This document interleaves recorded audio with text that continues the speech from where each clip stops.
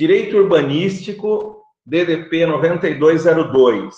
Aula de hoje, o conceito de urbanismo e direito urbanístico. Ou seja, aquela mesma ideia. Vamos compreender o objeto, vamos compreender o ramo do direito que cuida desse objeto. Direito urbanístico. Para entender o direito urbanístico, para entender o urbanismo, você precisa dar um passo antes. Você precisa entender o que é cidade. Na verdade, entender o que é meio ambiente urbano. Em grande medida, né, direito urbanístico é um sub-ramo do direito ambiental, tá?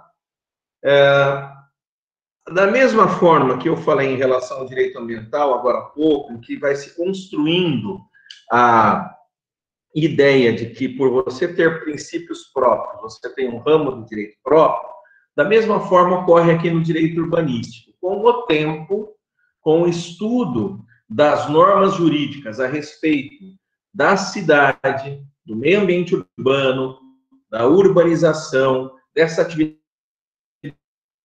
humana de transformar o ambiente natural em meio ambiente artificial, cidade, à medida que essa atividade humana se desenvolve, as normas jurídicas também vão se especificando, se especializando, de tal forma que nós entendemos que existem determinados princípios próprios que justificam o estudo desse direito como um ramo próprio do direito. O direito urbanístico, né? ou direito que se debruça, que se dedica à cidade, ao meio ambiente urbano, à atividade humana de produzir cidades, de criar cidades. Ok? Então, como eu disse, dando um passo antes, o que é a cidade?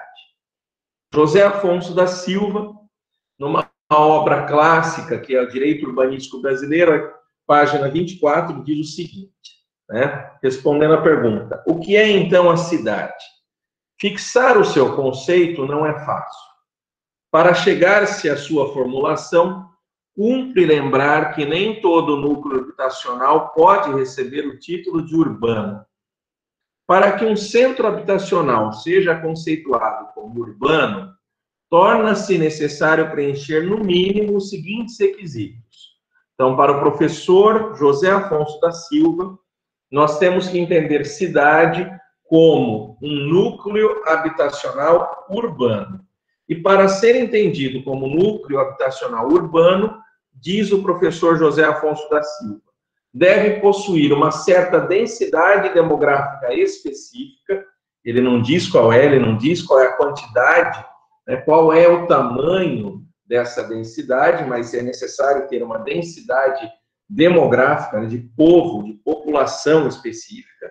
2, devem existir profissões, atividades que são essencialmente urbanas, como o comércio e a manufatura, com uma suficiente diversificação.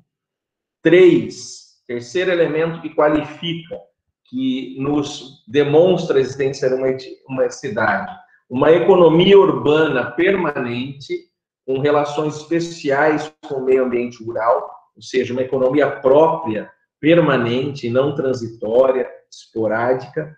4, a existência de uma camada urbana com produção, consumo e direitos próprios. E aí ele conclui, não basta, pois, a existência de um aglomerado de casas para configurar-se um núcleo urbano. Então, a ideia geral aqui do professor José Afonso da Silva, quando ele não vai nos responder o que é cidade, e, pessoal, existem vários conceitos do que é cidade, existem vários conceitos a respeito do meio ambiente urbano, seja da arquitetura do urbanismo, conceitos técnicos, eu me refiro, como vários conceitos jurídicos. Nesse conceito do professor José Afonso da Silva, o que é essencial, o que é principal que nós temos que compreender? Cidade, meio ambiente urbano, é um núcleo de habitações e residências com uma certa densidade e com uma certa economia própria, uma série de atividades econômicas próprias típicas desse ambiente urbano, que faz com que ele se diferencie do meio ambiente rural. Basicamente, são essas duas ideias, né? Você ter as residências, você ter um núcleo habitacional, mas você ter toda uma infraestrutura e a existência de uma economia urbana própria, que se configura pelo comércio, pela manufatura, né? Ou seja, pela transformação de produtos que muitas vezes matérias-primas vêm, né, do meio ambiente rural, né, onde também determinadas atividades econômicas vão ocorrer, mas com características diferenciadas dessas do meio ambiente urbano. Então, basicamente, essa é a ideia do professor. Portanto, a cidade é um conceito demográfico, quantitativo, uma certa quantidade de pessoas, de povoação, de população.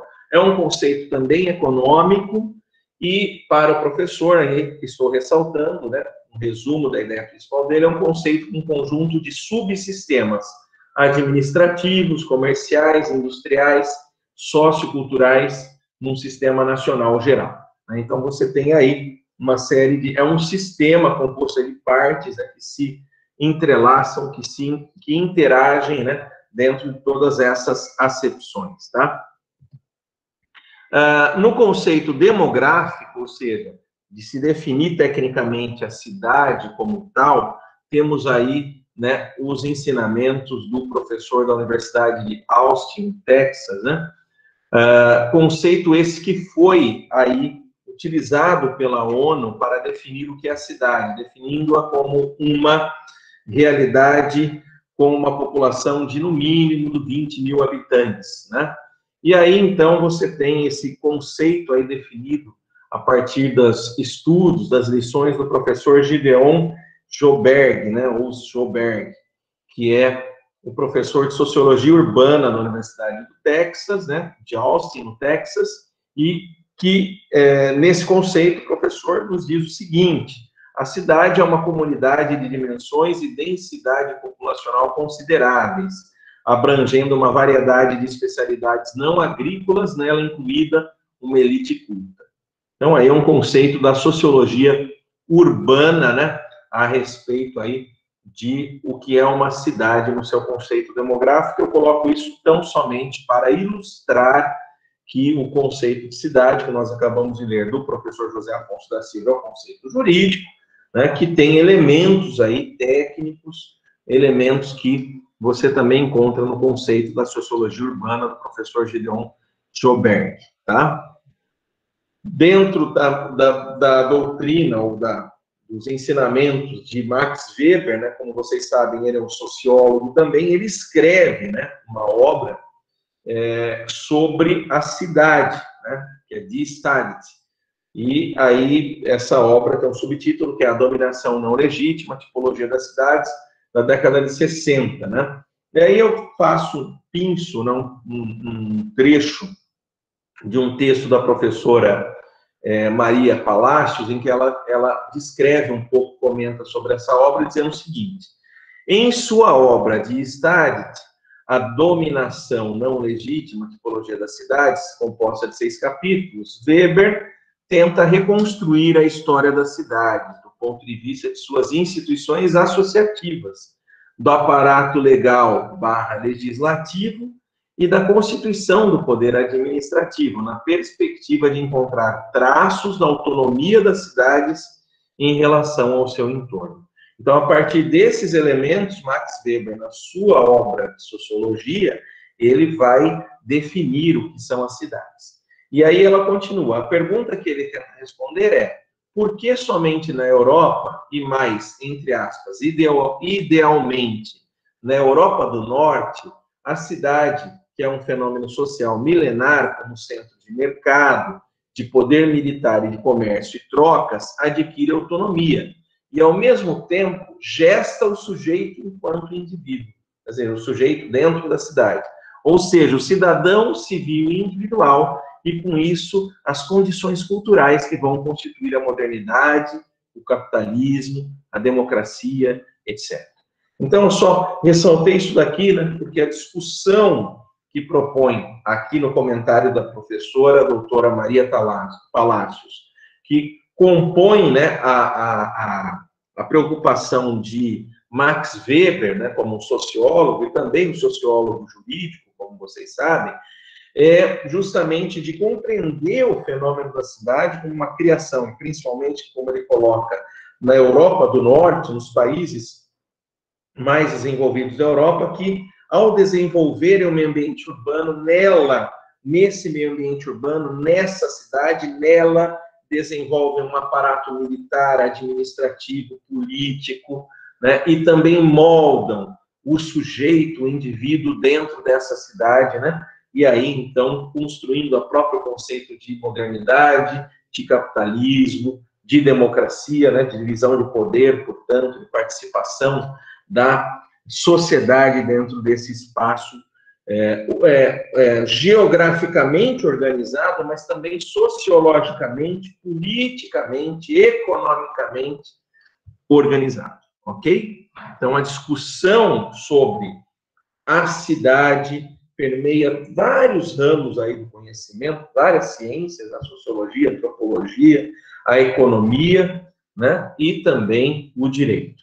Ainda dentro da ideia inicial do conceito da cidade, conforme ressaltado pelo professor José Afonso da Silva, núcleo habitacional urbano, assim entendido como aquele que tem uma densidade demográfica específica, possui profissões urbanas com diversificação, né? Então, desde a Idade Média, você vai ver lá nas cidades, nos primeiros burgos, o sapateiro, o ferreiro, que fazia a ferradura para os cavalos, né? O tanoeiro, que construía lá os barris, o marceneiro, que fazia as construções, que fazia as carruagens, o alfaiate, que costurava as roupas das pessoas na cidade, enfim, os estalajadeiros, as estalagens, né, ou pensões, né, os hotéis que recebiam os viajantes, né, a própria ideia do comércio e o desenvolvimento do comércio, da economia, do sistema bancário, né, tudo isso, então, conformando aí exatamente isso que a gente está falando, de uma economia, né, diversificada e uma economia permanente com o meio rural. O meio rural vai abastecer a cidade assim até hoje, né?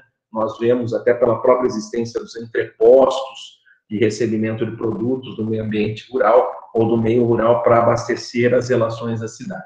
A existência de uma camada urbana com produção, consumo e direitos próprios, a existência de um sistema político-administrativo, portanto, né? Ou seja, você tem a administração da cidade, a partir do momento que você tem o desenvolvimento da cidade, você tem o desenvolvimento do Estado, você tem o desenvolvimento efetivamente num primeiro momento, né, no nosso modelo de município, de cidade, a Câmara Municipal, depois você tem a Prefeitura Municipal, você tem os serviços públicos, né, sob a gestão municipal, você tem o desenvolvimento todo do direito administrativo a partir da Escola de Serviços Públicos, você tem todo o desenvolvimento dessas, portanto, dessas relações todas compondo o sistema político, administrativo, econômico e também uma sede de governo, de exercício de poder político, né?